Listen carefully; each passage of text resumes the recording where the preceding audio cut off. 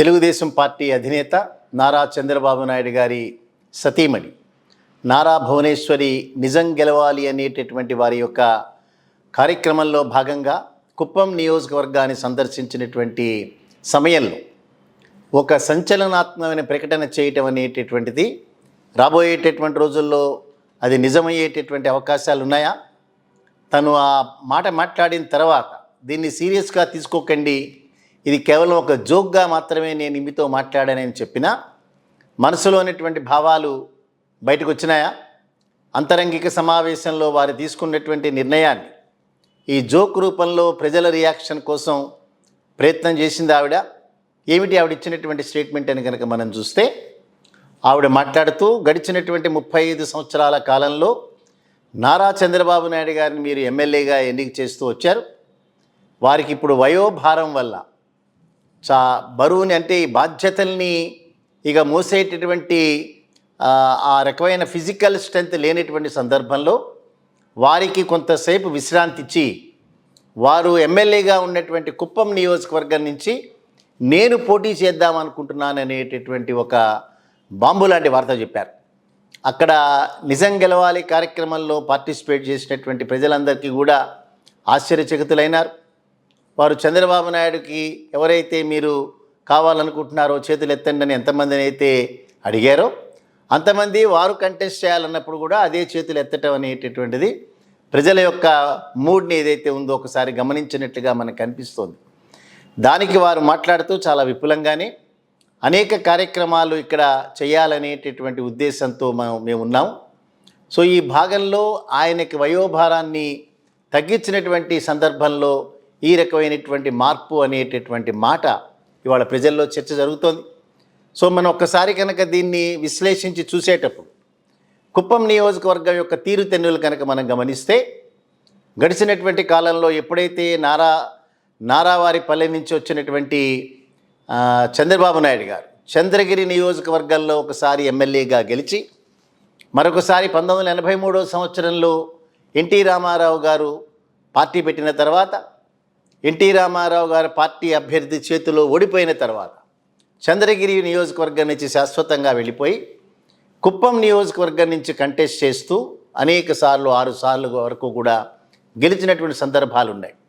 కుప్పం నియోజకవర్గం దాదాపుగా చెన్నై ప్రాంతానికి బోర్డర్లో ఉండేటటువంటి ఊరది. సో ఆ నియోజకవర్గంలో ఉండేటటువంటి అలవాట్లు ఆల్మోస్ట్ తమిళ ప్రజల యొక్క అలవాట్లతో కంపేర్ చేసేటటువంటిగా ఉంటాయి. సో గడిచినటువంటి కాలంలో ప్రతి 5 సంవత్సరాలకు ఒకసారి జరిగినటువంటి ఎన్నికల్లో వారి యొక్క మెజారిటీ తగ్గుతూ రావటమే కాకుండా మొన్న 2019 ఎన్నికల్లో ఎక్కడైతే జగన్మోహన్ రెడ్డి గారి గాలి వీస్తుందో అక్కడ వారికి వ్యతిరేకంగా కంటెస్ట్ చేసినటువంటి చంద్రమౌళి అనేటటువంటి అభ్యర్థి, వారు ఆ ప్రాంతంలో చాలా బలంగా ఉండేటటువంటి అగ్నికుల క్షత్రియుల ఆ కమ్యూనిటీకి సంబంధించినటువంటి వ్యక్తి, వారు పరాజయం పాలైనారు. చాలా అధిక సంఖ్యలో ఓట్లు ఉన్నటువంటి వారు. సో ఈసారి అధిక సంఖ్యలో ఓట్స్ ఉన్నటువంటి వారి యొక్క ఆ చంద్రమౌళి యొక్క తనయుడు ఎవరైతే భరత్ ఉన్నాడో వారిని నిలబెట్టడం. సో గడిచినటువంటి 1 సంవత్సర కాలంలో జరిగినటువంటి అనేక ఎన్నికల్లో వైసీపీకి సంబంధించినటువంటి లోకల్ బాడీస్లో ఉన్న వారందరూ ఆ మున్సిపల్ కార్పొరేషన్ చైర్మన్ దగ్గర నుంచి అక్కడ ఉన్నటువంటి కార్పొరేటర్లు వీళ్ళందరూ కూడా ఎన్నికవటం చూసాం మనం. వార్డు సభ్యులందరూ కూడా వాళ్ళ వైసీపీ సంబంధించిన సభ్యులే గెలిచారు. సో మొట్టమొదటిసారిగా కుప్పం నియోజకవర్గంలో చంద్రబాబు నాయుడికి అభద్రతా భావం ఏర్పడిందనేటటువంటిది నగ్న సత్యమే, ఇందులో సెకండ్ థాట్ లేదు. సో 2019 ఎన్నికల్లోనే చాలా తక్కువ మెజారిటీతో గెలిచినటువంటి వ్యక్తి తర్వాత జరిగినటువంటి అనేక పరిణామాల్లో వైసీపీ అక్కడ గ్రౌండ్ని కమాండ్ చేస్తూ వచ్చింది.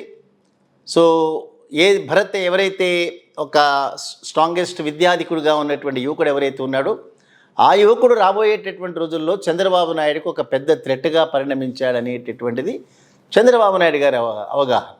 అందుకనే గడిచినటువంటి 2-3 సంవత్సరాల కాలంలో చూస్తే దాదాపు 18-20 సార్లు ఇప్పటి వరకు కూడా చంద్రబాబు నాయుడు వెళ్ళారు.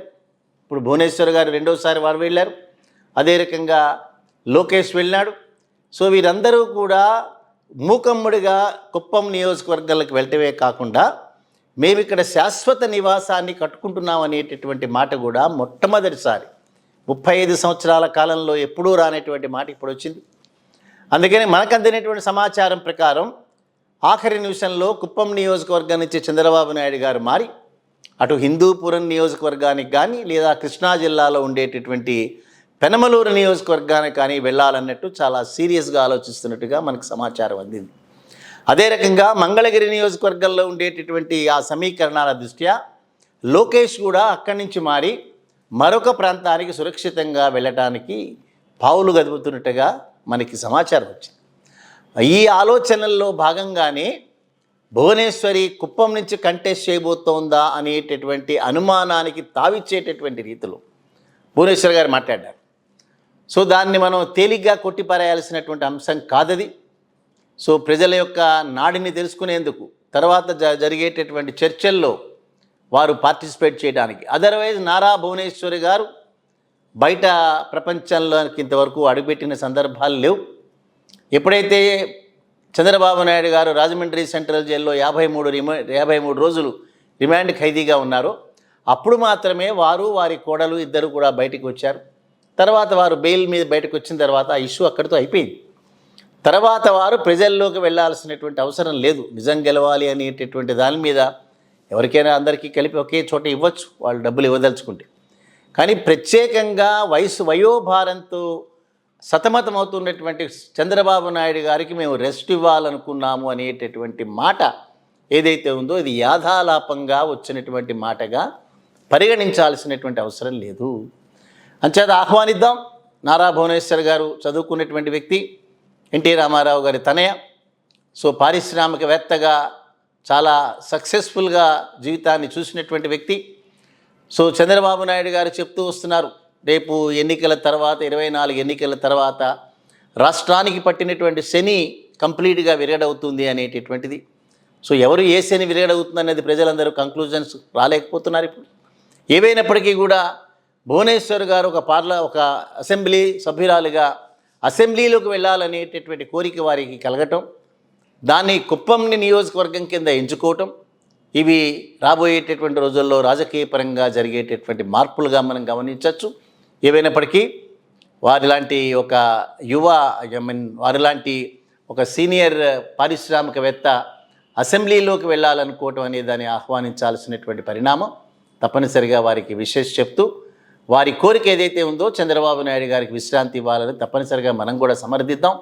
ఎందుకంటే వారు పెట్టినటువంటి ఆ మెడికల్ బెయిల్ పిటిషన్లో ఈవెన్ వారికి క్యాన్సర్ వచ్చే ప్రమాదం ఉంది అనేటటువంటి మాట కూడా దానిలో మనం చూసాం.